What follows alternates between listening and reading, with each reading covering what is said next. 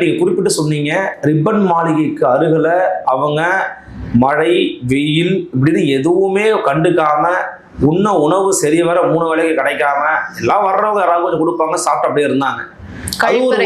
அது ஒரு உண்ணாவிரத போராட்டம் தான். பெண்கள் அவங்களுடைய குழந்தைங்க. அப்போ இப்படியான போராடினவங்களை இது அரசாங்கம் என்ன பண்ணாங்க?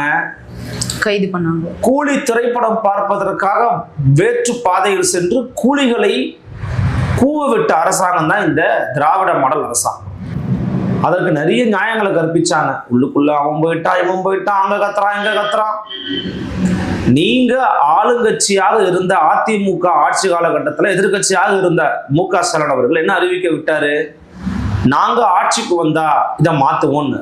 அதே போல அன்றைக்கு ஆட்சியில் இருந்த மரியாதைக்குரிய எடப்பாடி கே. பழனிசாமி அவர்களுக்கு நீங்க ஒரு கடிதம் போட்டீங்க. அந்த கடிதத்தில் என்ன சொன்னீங்க? இது மாதிரி பண்ணாதீங்க, தனியார் மையத்துக்கு போகாதீங்க, நிரந்தர வேலையை கொடுங்கன்னு சொன்னீங்களே, செஞ்சீங்களா? தூய்மை பணியாளர்களுக்கு தேவையான அந்த நிதியையும் அந்த வருமானத்தையும் அந்த ஊதியத்தையும் கொடுப்பதற்கு உங்கள்கிட்ட காசு இல்லைன்னு சொல்றீங்களே, யாரு காதல பூ சுத்துகிறது திராவிட மாடல்? அல்லது யார் காதில் பூ சுற்றுகிறார் ஐயா சேகர் பாபு? 888 கோடிக்கு ஊழல் பண்ணிருக்கிறீங்கன்னு உங்க மேல குற்றச்சாட்டு எதிர்கட்சியில் வச்சுக்கிட்டு இருக்காங்க.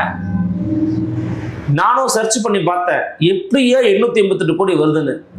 அண்ணாமலை சார் என்ன பண்ணிருக்கிறாருன்னா, ஐயா அண்ணாமலை என்ன பண்ணிருக்கிறாருன்னா, ஈடியாவது 150 வேலைக்கு தான் காசு வாங்கியிருக்காங்கன்னு போட்டுச்சு. நம்ம அண்ணாமலை 2738 வேலைக்கும் 35 லட்ச ரூபா போட்டுருக்கு, 888 கோடின்னு சொல்றாரு. சரி, கண்டிப்பா நீ சில 100 கோடிகள் அடிச்சிருப்பீங்க, அதுல ஒன்றும் மாற்று கருத்து இல்லை.